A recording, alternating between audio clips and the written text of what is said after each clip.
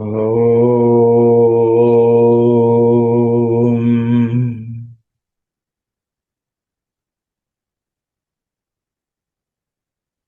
Om.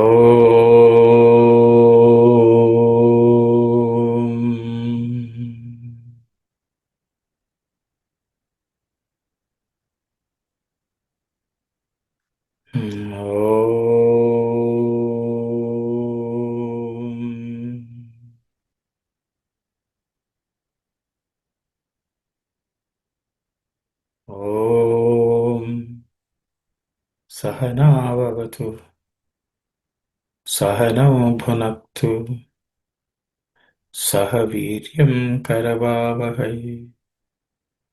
Tejasvinavadhitamastu. Ma vidvishavahai. Om. Shanti, Shanti, Shanti. Sairam, everyone. Just to recollect where we have studied so far six verses of the chapter 2 of Bhagavad Gita. We're going to go to the seventh verse. The chapter started with Krishna telling Arjuna why he was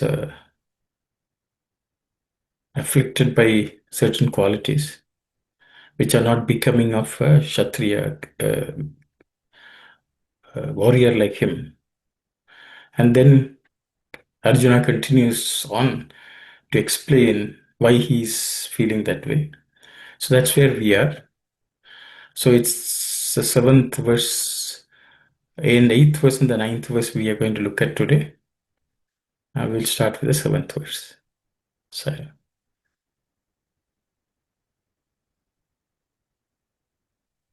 कार्पण्यदोषोपहतः स्वभावः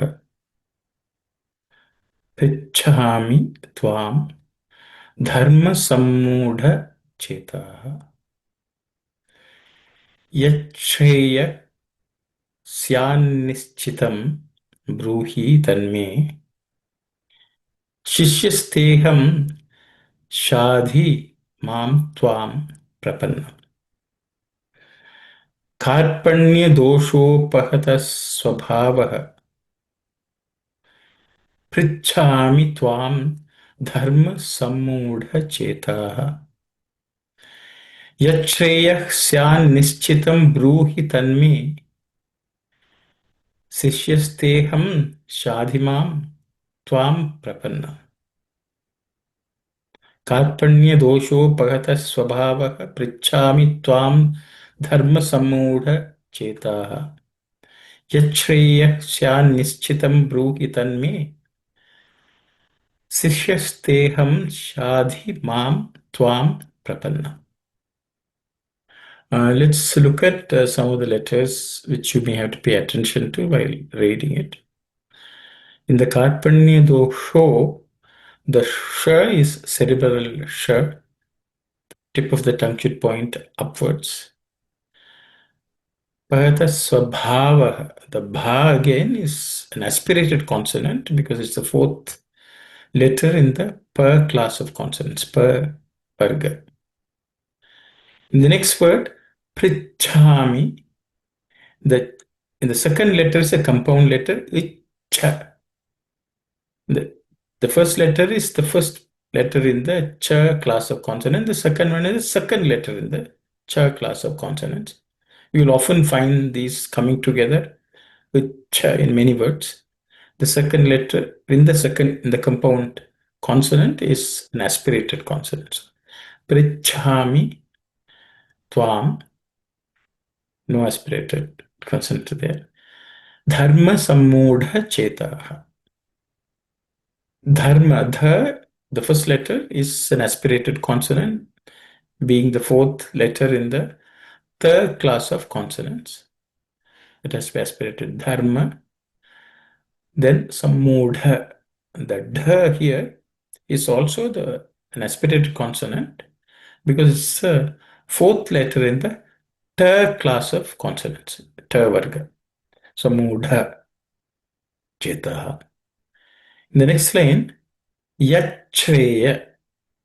In that, the second is a compound consonant. It's made of three letters actually, which, ch, and ra.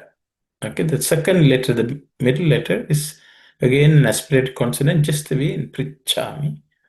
Yachreya. Okay, that has to be aspirated. Syan nischitam bruhi tanme. There are no aspirated consonants. Sishyasteham in the sh. Sishya, again cerebral sh. Pay attention. Shadhi in the shadhi, the dhi again is the fourth letter in the third varga, aspirated. The rest of the words don't have any aspirated consonants. Mam, tvam, prapan. Let's look at sandhi splits. Some of these words are compound words. There are many sandhis. Let's see how they are to be split. The word karpanya doshopahata swabhavaha actually is one word, a compound word made of four distinct words. There are some sandhi related changes within that word, so we'll take a look at them. Karpanya dosha, there are no sandhi related change. But dosha and upahata, in that sha, the sha and u becomes sho. A and u always become o, so that's how it becomes doshopahata. Okay. Thus, swabhava, no sandhi related change, but it just put together. Prichami ma, there are no sandhi related changes. Dharma sammodha chetaha is made of three distinct words, but it's a compound word. No sandhi related changes. When we look at the second line, yachreyaha is made up of two words, which are yat and shreyaha. The sha, which is actually a palatal sha, becomes cha when it joins sandhi, and the tha becomes ich. So that's how yat shreyaha becomes yachreyaha. Okay, so that's sandhi, where there's a lot of change happening. Pay attention to that. Yat and shreyaha. Syan nischitam is made of two words, syat and nischitam. The it from this first word becomes in because of sandhi, and that's how it becomes syan nischitam. Okay, syat nischitam. Bruhi tanme. Bruhi, there are no change, it's just a word, a verb. Tat me becomes tanme. Tat me becomes tanme. The it again changes into in because of sandhi. The next word is sishyasteham. There is sandhi related changes. Actually, there are two changes happening. There are three words: shishyaha, te, aham. In the shishyaha and te, the visarga becomes is, and that's how we get shishyas te. Okay, the visarga becomes is, and in the te and aham, the a becomes silent.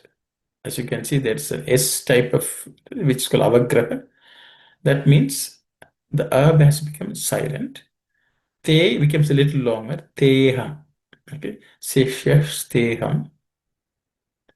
Shadi mam tvam prapannam. No sandhi related changes. Let's look at the meaning of the verse.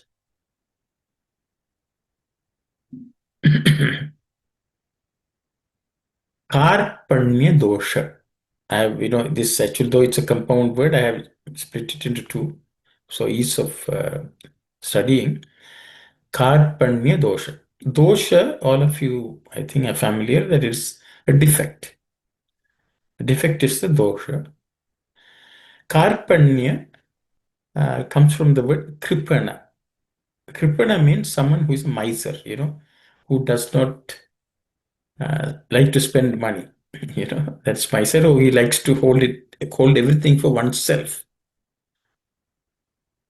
So Karpanya dosha Karpanya means it's a defective cowardice. You can ask why. The word cowardice is used because he's afraid of fighting. Why is he afraid? Because of his own people. He doesn't want his own people to die. So that's also holding back. That holding back, in any case, happens because of fear.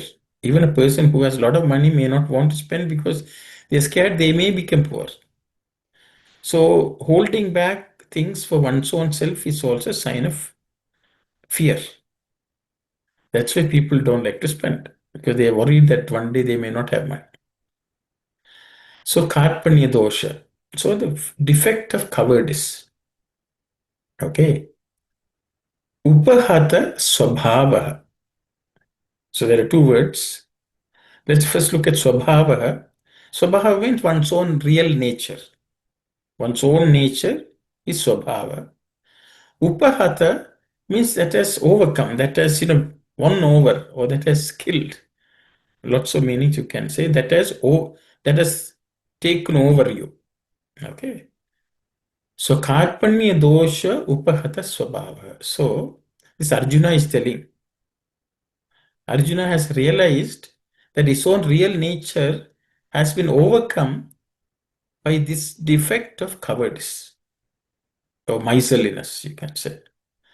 So suddenly, because he has become selfish, because of selfishness that he does not fight. So, but Arjuna is recognizing his own defect and saying he has been overcome by this defect of cowardice, and that has taken over his real nature. So Arjuna is telling. Then he says, Prichami. Pricha means I am asking or I am requesting. Prichami. Or just a question also you can say. I'm asking. It's a question. Prichami tvam. I am asking you. Arjuna is telling, I am asking you. Then he's again saying, Dharma sammudha chetaha. Again, he's talking about himself. Dharma is dharma. Sammudha. Mudha means generally a fool. But in this case, sammudha means the foolishness has taken over. That means he has got confused. Dharma sammudha means who doesn't know what is right, what is wrong. Chetaha means once is Chetana is also intelligence. So he's telling my intelligence has become confused about dharma. That means I don't know what is right, what is wrong. So yat shreya is the next. He's asking, what is he asking? Yat shreya, which is shreya. Yat means which. Shreya means generally people will translate as better. But Shreya also means that which is spiritual. Okay. What is spiritual well-being in this situation is asking. This is explanation given by Swami, so I have put it here. When we read the excerpt, we'll see. Shreya. Yes, tell me what is, I'm asking you what is Shreyas. In this case, what is the right thing to do? What is the most spiritually right thing to do? Is what Arjuna is asking. Syat means would be. So he's asking what would be better in terms of spiritual well-being. Nishchitam. Nishchitam means certainly, which is the real thing. Okay? Which is the correct thing. Okay, so he's asking, Arjuna is telling, oh Krishna, I have been overcome. My good nature has been overcome by this defect of cowardice. I don't know what is right and wrong. My intelligence is confused about it. Please tell me what is Shreyas. Okay, he's asking. Then he says, Bruhi. Bruhi is asking Krishna to tell. Please tell. Bruhi. Tat. That. Me. For me. Okay. So he's asking, what will be the best for me? Tell me that. Okay. then he's also declaring to Krishna, Shishyaha, disciple. Te Shishyaha, your disciple. Te is your. Te Shishyaha, Aham. I am your disciple. Shishyasteham. So he realizes that he is confused, so he's seeking guidance from Krishna and say, Krishna, I am your disciple. Okay. Shadi ma, teach me. Shadi means please teach. Ma, me. Please teach me. Tvam prapannam. Tvam means to you. Prapannam, I have surrendered. Prapannam is one of the greatest type of surrender. So Krishna, at this point in time, after telling everything to Krishna, he says, Oh Krishna, I am confused. My real nature is overcome by all this defect. Please tell me what is the best thing for me? What is spiritually right thing to do? I am your Shishya. Treat me as your disciple. I have completely surrendered to you. So this is a very great pronouncement by Arjuna. So I will just go through the summary of this verse. Krishna, Arjuna is saying, my real nature is overcome by the defect of cowardice. My intelligence is confused about dharma. I am asking you to please tell me which would be better, certainly. I am your disciple. Please teach me. I have completely surrendered to you. Okay, this is what Arjuna is saying. We will read a few excerpts of Swami's. With some of the words also I wanted to cover. The word Shreyas and also the word Prapanna. So first we will take a excerpt from Gita Vahini, chapter 2. Krishna, I am at a loss to solve this problem. My intelligence has deserted me. My nature has undergone a vast change. I do not know why. I cannot distinguish between right and wrong, dharma and adharma, unrighteousness. My Kshatriya, warrior blood rises up in protest when you prod it so. It is pushing me forward into battle. Fear of becoming the murderer of these revered elders is pulling me back. I am helpless. As you are guiding this chariot, guide me also and show me the way. Moreover, I am no more concerned with worldly prosperity.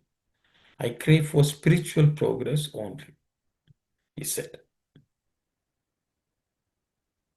Okay, so we will read another excerpt of one of Swami's discourses.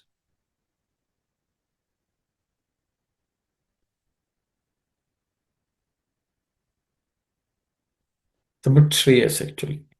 Man today seeks primarily sensual desires. Secondarily, he desires Shreyas. Shreyas means overcoming the demands of the senses and achieving that spiritual bliss, which is represented by the term Sat Chit Ananda, being awareness bliss. All actions aimed at Atmic spiritual bliss are related to Shreyas. The one who seeks prayers, sensual pleasures, is concerned with the body, while the one who is concerned with the Atma seeks Shreyas, spiritual well-being. This is the meaning which I have used in the verse.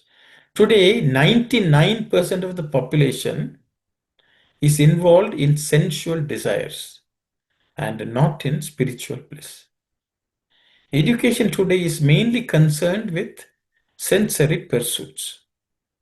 All occupations are related to the achievement of sensual desires.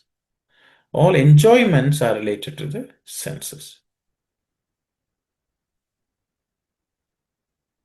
Even the acquisition of wealth is for enjoying trivial sensual pleasures. The involvement with prayers, thus, is connected with the pleasures of the body, the mind, and the senses. There is doubtless need for some concern about physical comforts. Even the body is essential for the realization of dharma, says the scripture. The demands of the body have to be satisfied. Society has to be served. Family responsibilities have to be discharged. The body is the basis for all these. But this should not be the ultimate goal of life. The former relates to the external phenomenal world and is concerned with worldly desires. Together with this, there should be the yearning for a higher shreyas, spiritual life. The pursuit of prayers, worldly desires, is negative. The quest for shreyas is positive. Without association with the positive, prayers is of no use, however much there may be worldly goods. It is only when one yearns for shreyas, spiritual bliss, that even prayers leads to fulfillment. Worldly knowledge is not to be ignored or neglected. It is undoubtedly necessary. Secular knowledge is for the enjoyment of this world. Brahma Vidya is for the enjoyment of the otherworldly bliss.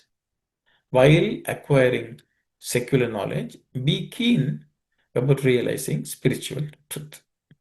So as you can see, Arjuna realized, heaven, becoming king, he doesn't want to. So he's asking Krishna, what is spiritually better?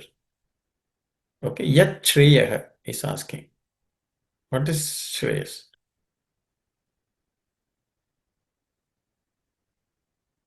So I'll continue with this another excerpt of Swami's. What of the place where the teaching was given? Again, Swami is talking about Gita in one of the discourses. Between two opposing armies. Therein lies the great significance of the Gita. On one side, the forces of dharma, on the other, the forces of adharma. On one side, the good, on the other, the bad. Between these two pulls, the individual, unable to decide which course to adopt, weeps in despair. The Lord speaks the Gita to all such and grants them light and courage. Do not think that the distress of Arjuna was just his affair, his problem and no more. It is a universal human problem. For Arjuna sought from Krishna not prayers, the pleasing worldly glory of power and status and wealth, but Shreyas, the lasting glory of full joy. He said, prayers is available for human effort. It can be won by human activity or karma. Why should I crave from you what I can win by my own endeavor? I am not so foolish as all that. Grant me the Shreyas that is beyond the reach of my effort. Shreyas is not the fruit of karma. It is the fruit of grace. Thus, Arjuna rose to the height of Sharanagati, absolute self-surrender, the state called Prapatti. Much can be said of Sharanagati. Man surrenders his dignity and status to other men for various purposes in life: wealth, fame, possessions, pomp, power, etc. But rarely does he get the chance to surrender to the Lord for the sake of the Lord. How can he get the urge so long as he craves for the Adeya, entity creation based on the five elements, and not the Adhara, the universal pure existence? He longs for the object, but does not long for the base on which the object rests. How long can a baseless object satisfy? He wants the gift, not the giver, the created, not the creator, the things from the hand, but not the hand. He is running after a non-existent thing. Can there be an object without the pre-existing cause? No. If there is one, it can only be the uncaused God. It is therefore sheer ignorance to surrender individuality for the sake of the transitory products of action, the cost rather than the cause. Surrender rather to the basis, the cause, and the origin of all, the Sarveshwara. That is genuine Sharanagati, surrender. There are three types of Sharanagati. Tavai Tava eva aham. I am thine. Mamaiva tvam. Mama eva tvam. You are mine. And tvameva aham. Thou art I. The first affirms, I am yours. The second asserts, you are mine.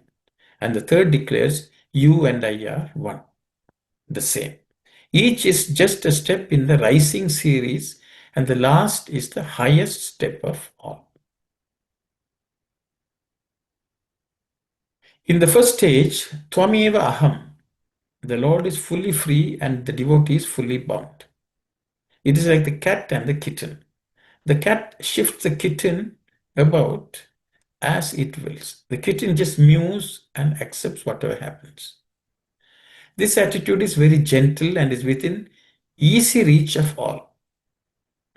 In the second, Mameva Tvam, the devotee binds the Lord, who is to that extent unfree. Surdas is a good example of this attitude. Krishna, you may escape from my hold, from the clasp of these arms, but you cannot escape from my heart, where I have bound you, challenged Surdas. The Lord just smiled and assented. I am bound by my devotees, he asserts, without any loss of self-respect. The devotee can tie up the Lord with his prema, love, by bhakti, devotion, that overwhelms and overpowers his egoism. When man is full of this type of bhakti, the Lord will himself bless him with everything he needs. His grace will fulfill all his wants. Remind yourself here of the promise made by the Lord in the Gita, Yoga Kshemam Vahamyaham. I carry the burden of his welfare. Next, about the third stage. Tvameva aham iti tridha. This is the avibhakta bhakti, the inseparable devotion. The devotee offers all to the Lord, including himself, for he feels that he cannot withhold himself. That completes his surrender. The Tvameva aham feeling is Advaitika, non-dualistic Sharanagati surrender. Based on the realization that all this idam is Vasudeva and nothing else, nothing less, nothing else. So long as the consciousness of the Deha or body persists, the Bhakta, devotee, is the servant and the Lord is the master. So long as the individual feels that he is separate from the other individuals, the Bhakta is a part of the Lord, part, and the Lord is the whole. When he progresses to the state when he gets beyond the limits of the body as well as of I and mine, then there is no more distinction. Bhakta and Bhagavan are the same. In the Ramayana, Hanuman achieved this third stage through bhakti, devotion. The same subject is mentioned in the seventh shloka of the second chapter of the Gita, which is what we study. The word prapanna, one who has surrendered to God, used there indicates that Arjuna has the qualification, the discipline of bhakti. Moreover, Arjuna had analyzed his own faults and recognized them as such. Again, he had awakened from tamas, dullness. Krishna appreciated this the moment it happened. He said, you are called Gudakesha, for you are the Jitha Nidra. Nidra or sleep is the characteristic of tamas. How then can this tamas overwhelm you? Now, it is just a temporary phase. It can never bind you fast. If Arjuna has, by his efforts, won control over his senses and earned the name Gudakesha, Krishna as Hrishikesha is the presiding deity of all the senses. On the field of Kurukshetra, both are in the same chariot, one as learner and the other as teacher. This excerpt is from Gita Vayani chapter 3. So, where Swami is talked about. Some of this is in the Gita verse which we're going to study. So we will take a look at the next verse of the Gita.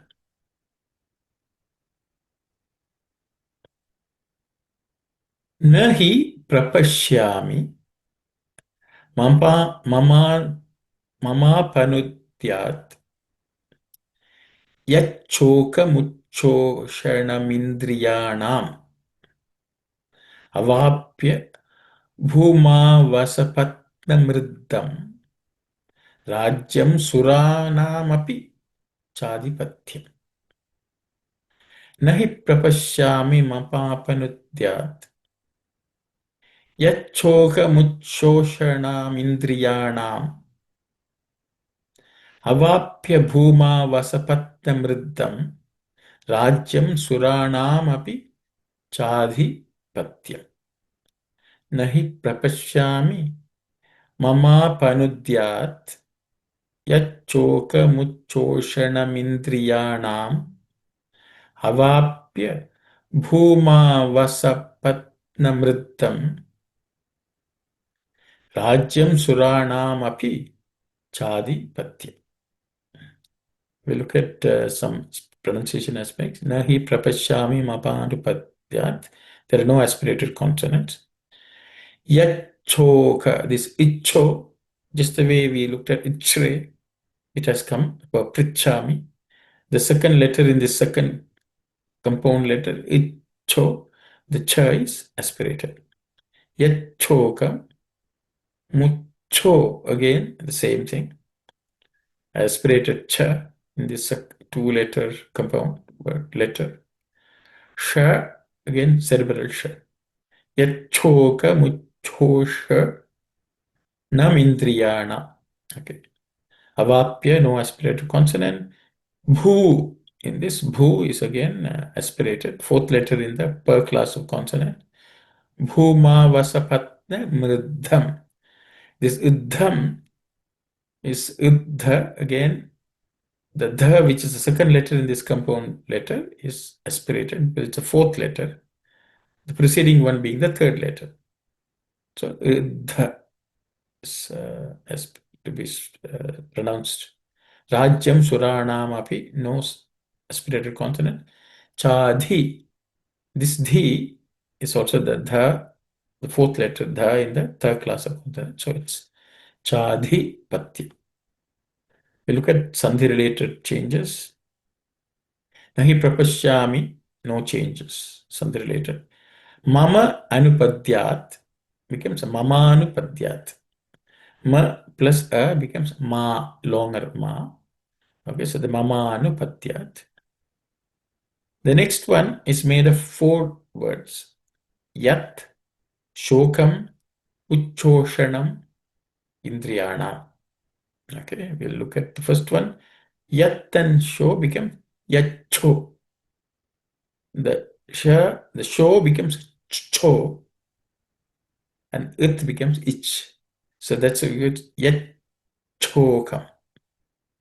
Split, it is yat and shokam. And u becomes mu. Shoka muchoshana. Okay, the and u becomes mu. Sandhi related change. Uchoshanam, and e becomes mi. Let's say simple sandhi changes. Uchoshanam indriyana. Okay. Avapya, no sandhi related change. Next one is made of three words. Bhumau, asapatnam, riddham. Okay, Bhumau asapatnam becomes Bhumavasapatnam. Okay, Mau plus A becomes Ava. Bhumava sapatnam. Okay, so that's one sandhi. And R, it's a simple change. Mr. And R becomes Mr. Asapatnam mriddham. Okay, and R, it's a simple consonant and vowel change. Rajyam suranam api. Rajyam, no changes. Suranam api becomes suranam api. And A becomes ma. The distinct words are suranam api.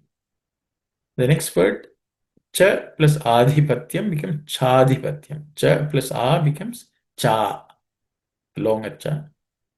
That's also another sandhi. Let's look at the word-to-word meaning.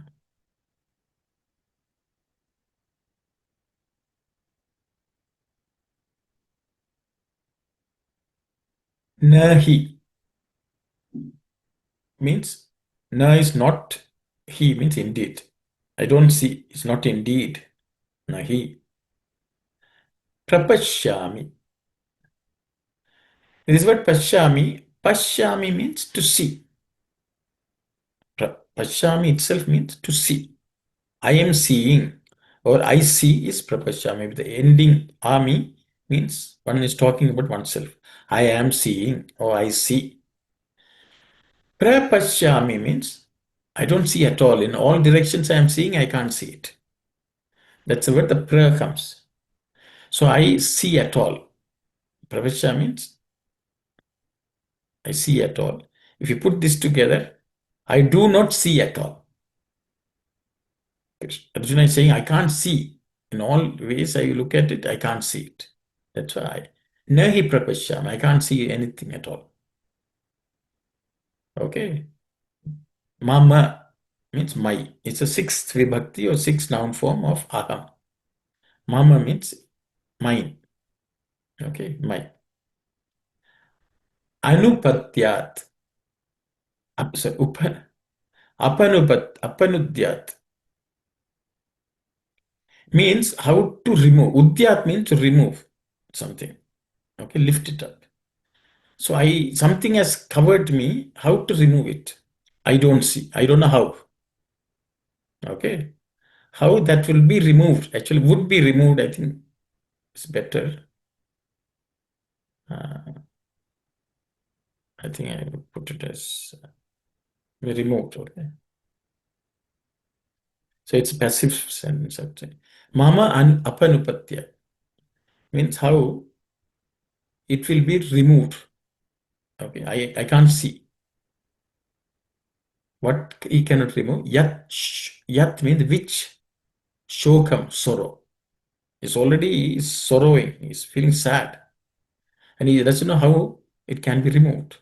And what is the shokam doing? It's uchoshanam. Uchoshanam means it's burning or it's drying up. Okay. Indriyanam. Indriyanam means my senses. So it's a burning of my senses. The sorrow of burning of my senses, which is happening, I don't know how I can remove it. Okay. Avapya. Avapya means having attained. Ap, no, ap means to attain, gain something. Avapya means having obtained. Okay. Bhumav. Bhumi is earth. Bhumav is seventh vibhakti or seventh noun form, which means on this earth. Okay. Having attained on this earth, asapatna. Sapatna means enemies, rivals, people who will oppose you.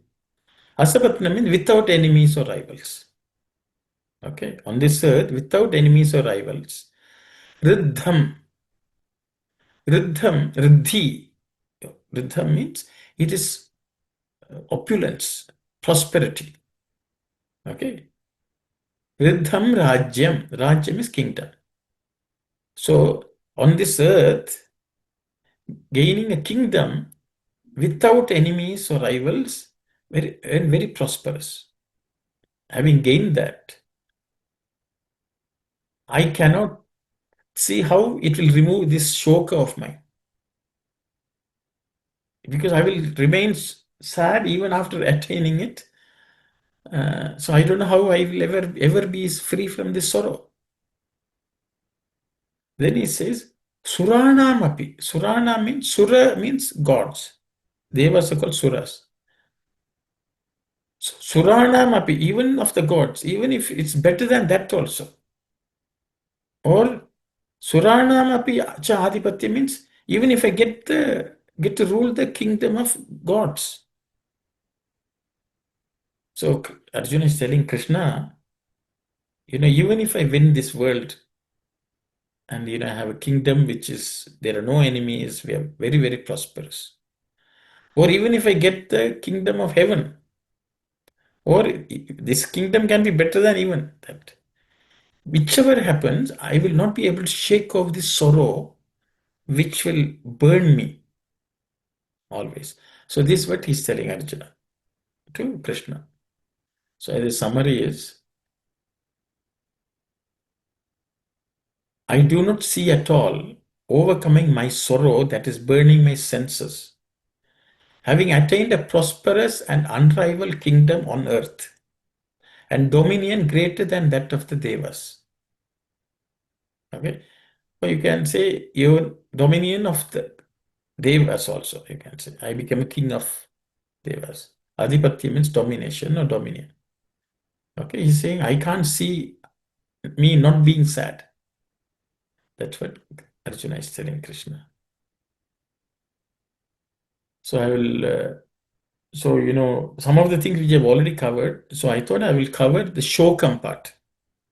It burns all the indriyas. So I thought something nice about Agni. It's a fire which burns. Swami has talked about it in one of the discourses, one of the Sama course discourses. So let's read that. There's a secret in Upanishads. They can be interpreted in more than one way based on the state of the interpreter. Taittiriya Upanishad propagates lessons which are indispensable to all. Brahmachari, Grihastha, Vanaprastha, and Sannyasi. The teachings of these Upanishads are absolutely necessary for everyone, irrespective of age, status, and other conditions. This text talks about the 5 fires, Panchagnis, Udaragni, Mandagni, Kamagni, Shokagni, Badabagni. Okay, this I will correct. This is the way it is in the discourse which is published, but Sanskrit should be Vadabagni, but because sometimes the first ver is also called ba in sometimes colloquially. So Vadabagni is also right, but the pure Sanskrit word is Vadabagni. Okay. First Udaragni. Udara means stomach, fire of the stomach. Yes, this word is long, but its meaning is simple. The longing due to hunger is Udaragni. Mandagni is the suffering of indigestion arising from overeating. Kamagni is the craving for desires which assaults the mind endlessly.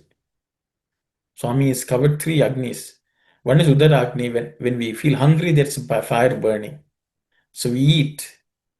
Then the fire becomes less, Manda Agni. The Agni becomes powerless.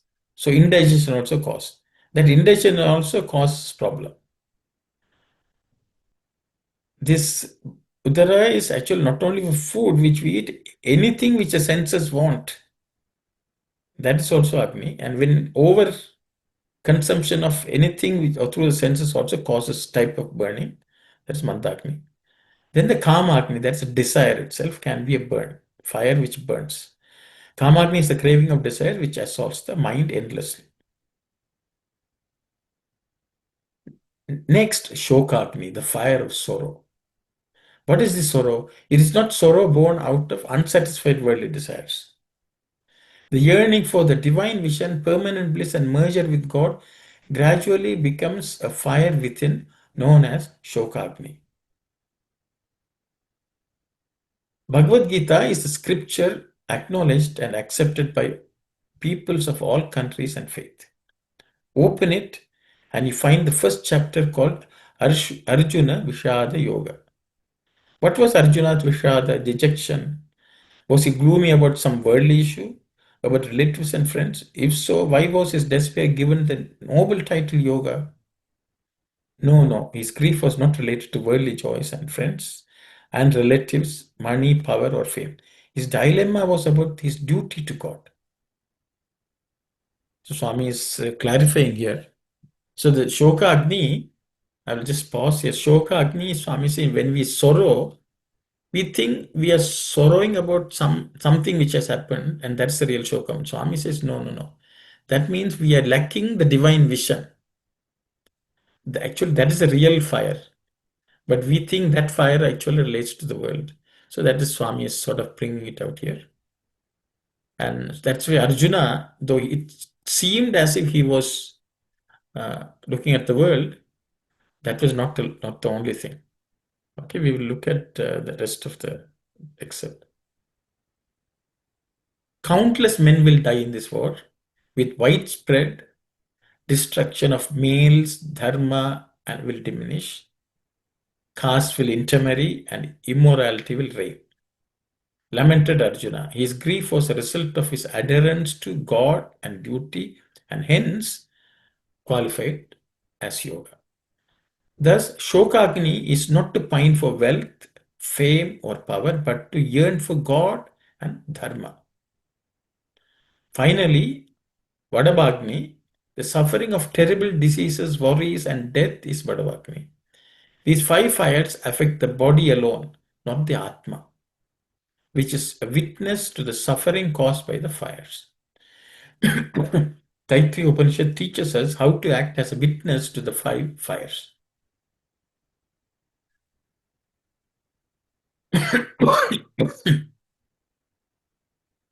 There's another deep secret ingrained in this text. There are four categories of men: divine, human, demonic, and animal. The first type is divine man, Daivam Manusha Rupena. God appears in human form. God is present in the heart. Therefore, filling the heart with divine feelings, performing all actions with the motive to please Him, believing that one's reality is the same Atma present in others, being affectionate to all with love and compassion, offering one's life to God, these are the characteristics of divine man. The second type is human man, Satya Dharma Bhavo Martyaha. Man is a combination of Satya and Dharma. I'll stop here. Yesterday we were studying in the Ramakatha Rasavayini, what is the flower? The flower of heart, Swami is nicely explained here. God is present in the heart, therefore filling the heart with divine feelings, performing all actions with a motive to please Him, believing that one's reality is the same Atma present in others, being affectionate to all with love and compassion, offering one's life to God. These are the characteristics of divine man.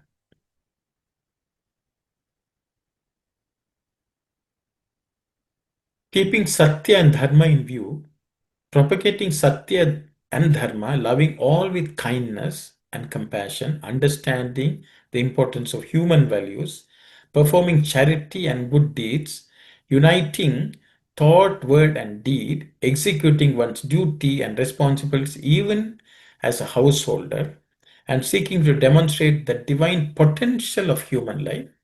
These are qualities of a human man. Next, the demon man. Surapanam bhavo danava. Intoxicants identify a demon. Indulging in liquor, hurting others, acting out of selfishness, looking out for one's own convenience and progress, devoid of kindness and love. Such a man is classified as a demon man by Upanishads. Finally, the animal man. Jnanena shunyaha pashubhish samanaha. The one without discrimination is equal to an animal. What is animal nature? Considering sensual gratification as the aim of life, submerged in sensual pleasures from birth to death, spending time in eating and sleeping and forgetting one's human aspect is animal nature. Food, sleep, and shelter are needs common to men and animals. Then, what distinguishes men from animals? A man lacking in discrimination between the temporary and the permanent is no better than a beast. When does discrimination seem unpalatable? When the heart is full of selfishness and self interest. Having acquired a human birth, the noblest path is to attain divinity. If divinity remains beyond one's reach, acquiring human values and maintaining one's stature as a human being is a matter of blessedness also. But it's a gross violation of dharma to stoop down to demonic or animal levels. The world has no human values today because demon men and animal men have grown in population. Morality is absent. Even social etiquette is destroyed. Man does not understand what is meant by society. What is society? Sangham. Society is not just a collection of heads. That which promotes the awareness of unity in diversity is society.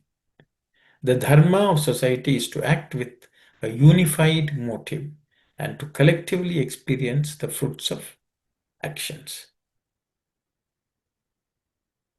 The significance of society is to teach man that true happiness is available to individuals only through the collective welfare.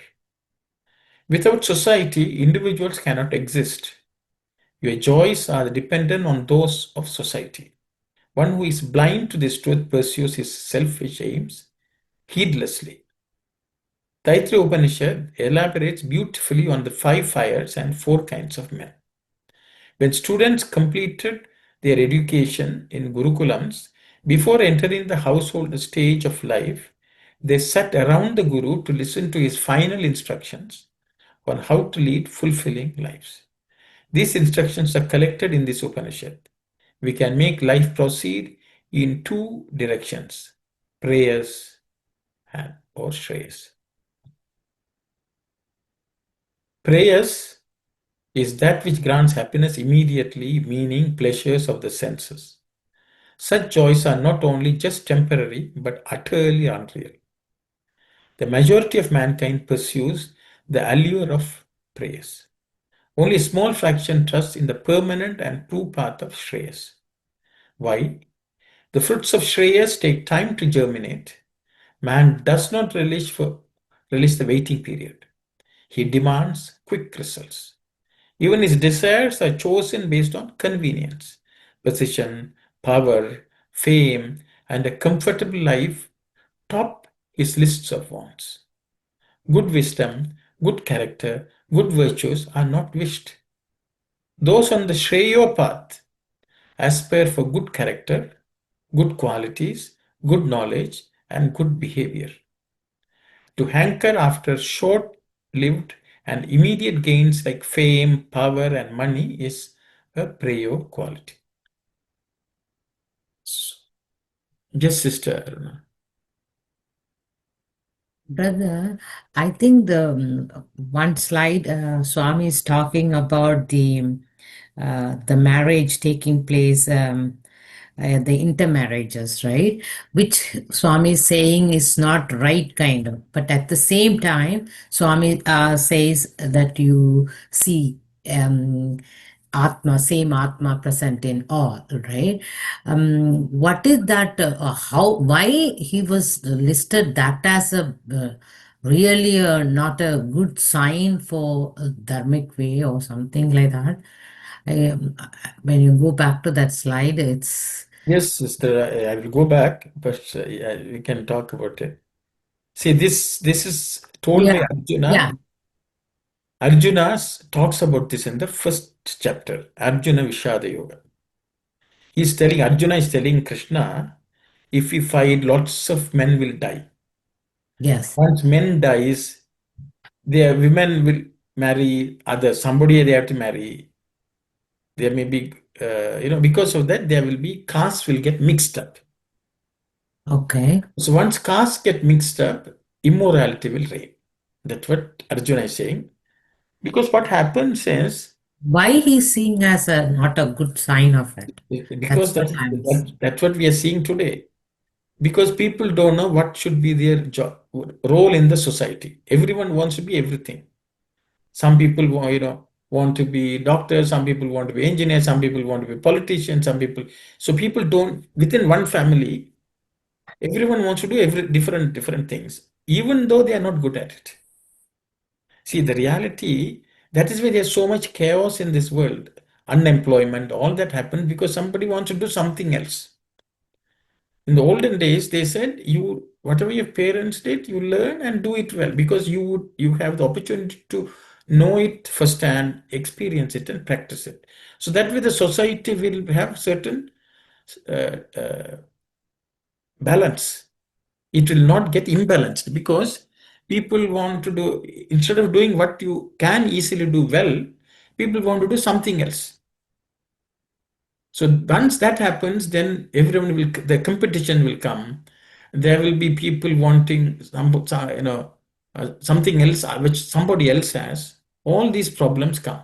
So the Shastras say you do what you have to do according to your Varna.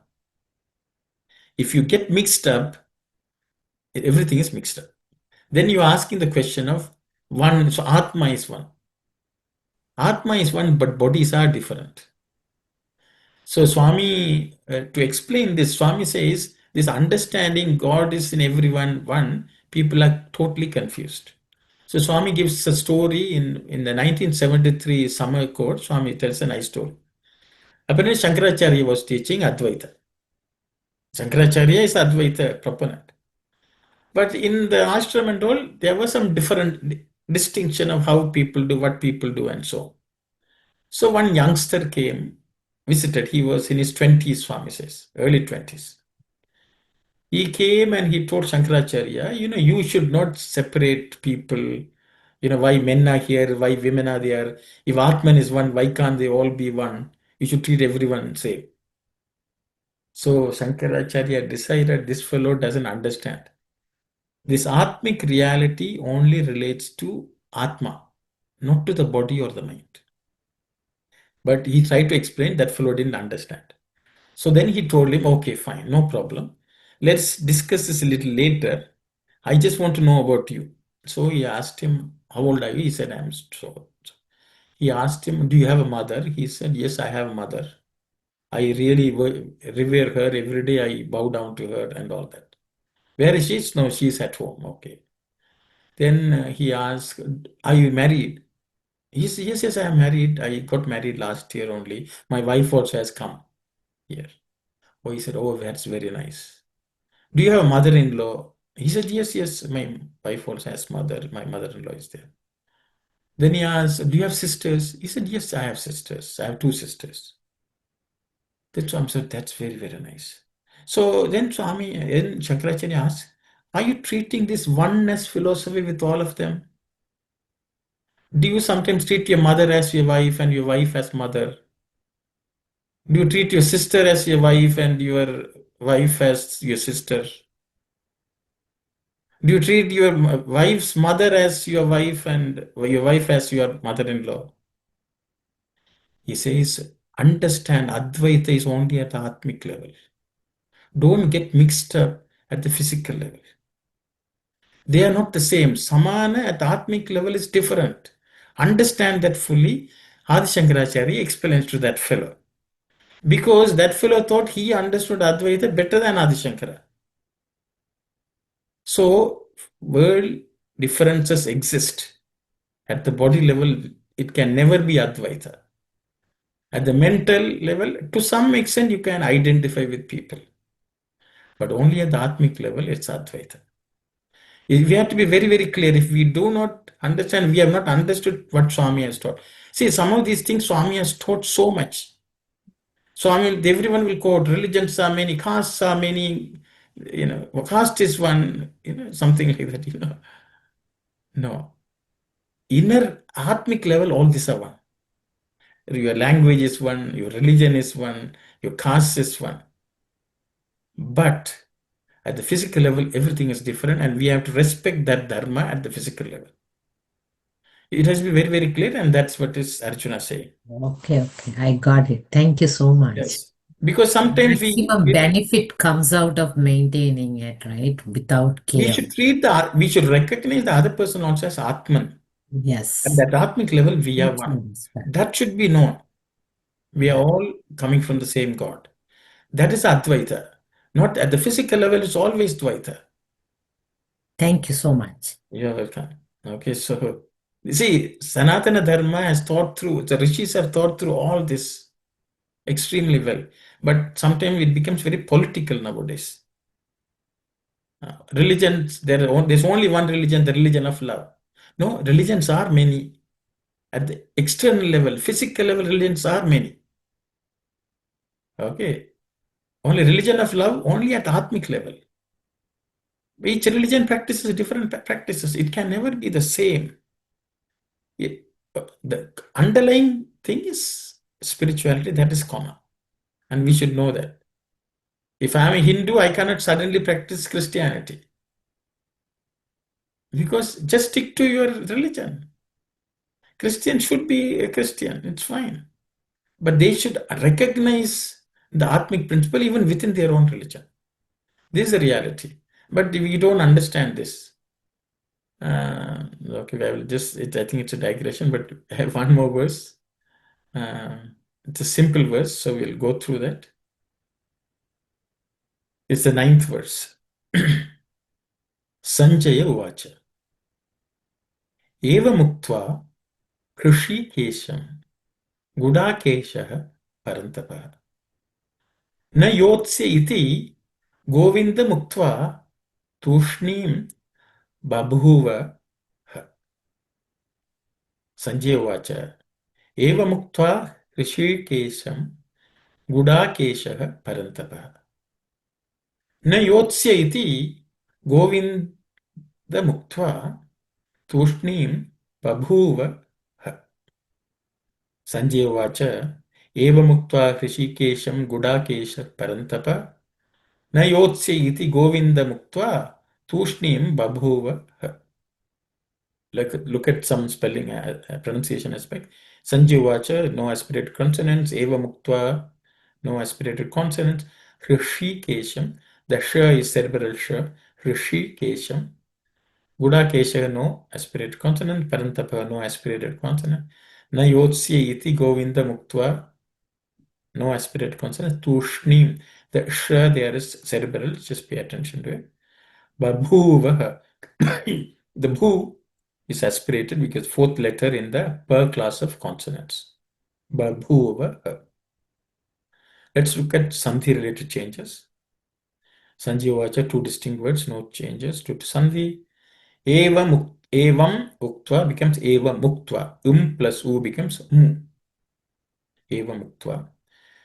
Krishikesham, no changes. Gudakesha, no changes. Parantapa, no changes. Sandhi related. Na yotsya iti, no changes. Sandhi related. Govindam uktva becomes Govinda muktva. And u becomes mu. Govinda muktva. Tushnim babhuva ha. No changes due to Sandhi. Let's look at the meaning. Sanjaya Uvacha. Sanjaya said. So it's, in the Bhagavad Gita, Mahabharata, Sanjaya is the one who is telling this to Dhritarashtra. So after telling, then Sanjaya is sort of describing what's happening to Dhritarashtra. Evam, in this manner, in the manner which we have already looked at, Arjuna talking, Uktva means having said. Having said in this manner, Arjuna, Hrishikesham to Hrishikesha. One of the name for Krishna is Hrishikesha. Hrishika Isha. Hrishika means senses. Isha means Lord. Okay, Lord of senses is Hrishika Isha. Okay. Actually, it has become Rishikesh nowadays, Actually, it's Hrishikesh. It's the real name. Means the Lord who is the Lord of all senses.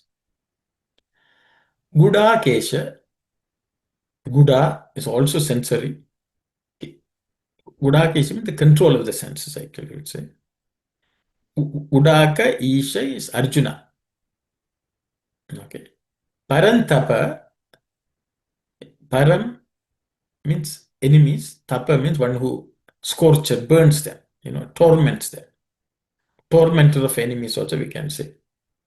So Arjuna, who is a Gudakesha and scorcher of enemies, having said to Hrishikesha in this manner,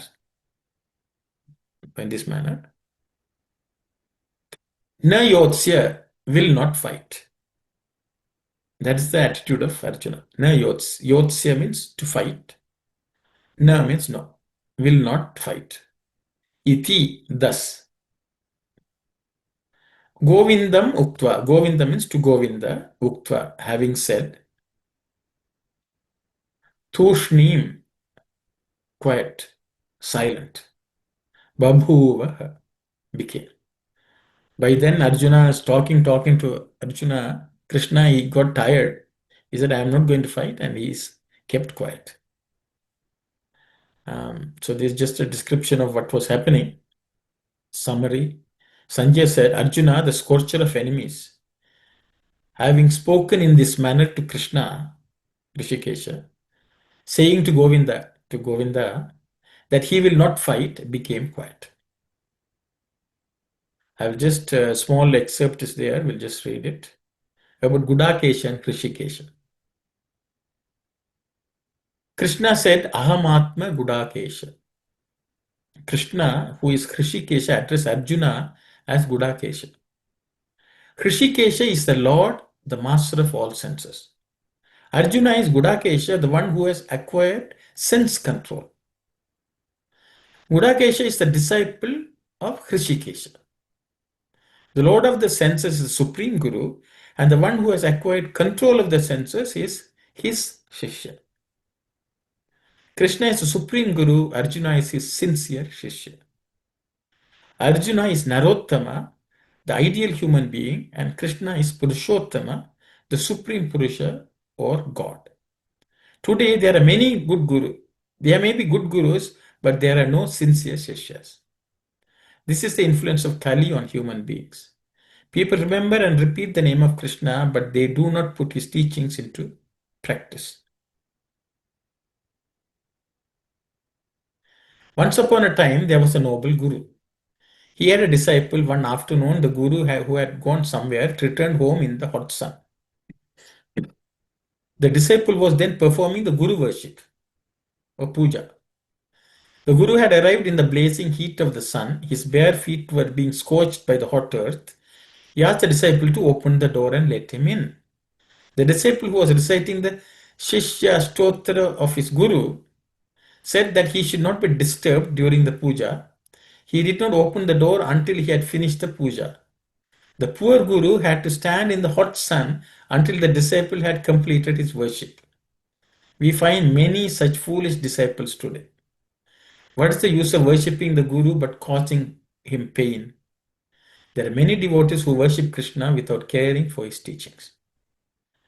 So what Swami, I thought is important, is because even to be a disciple of Lord, you have to become Gudakesha. He's the Hrishikesha, he's the teacher. These two words are used in this verse by Sanjaya to show that Krishna was the Guru, and Arjuna also rose to the level of being able to be a disciple as a Gudakesha. So for us to benefit from Swami, we have to become control our own senses or come to that rising. And Swami is telling, how do you get to that is follow my teachings. And Swami gives this funny example of the Guru, poor Guru. The fellow was playing to his photo inside the ashram, but he was telling the Guru to wait outside in the hot sun till he finished his puja. So that's, say, Swami says, 99% of my disciples are like this. That's what he tells in one of the discourse. So I will stop here. If there are any questions about what we discussed today, and if I have an answer, we can discuss. Saira. I guess there's none. So we will close the session with Shanti prayers, and we'll meet next week. Saira. Om समस्तलोका सुखिनो भवन्तु समस्तलोका सुखिनो भवन्तु समस्तलोका सुखिनो भवन्तु ॐ शान्ति शान्ति शान्ति Sai Ram everyone